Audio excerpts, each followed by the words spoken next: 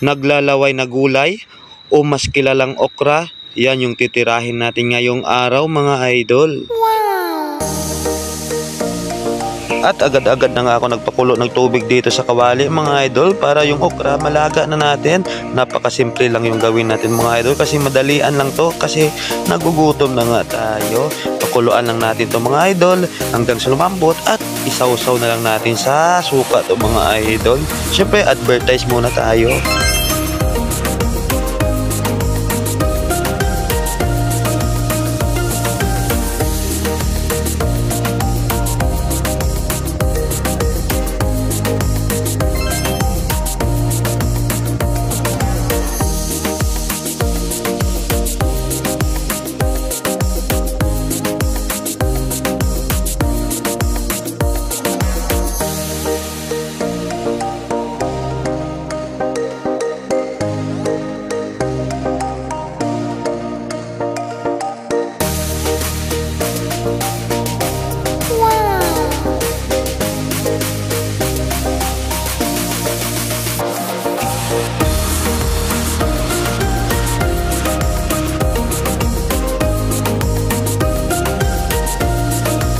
At agad-agad na rin ako nagprito ng daing mga idol o pakas.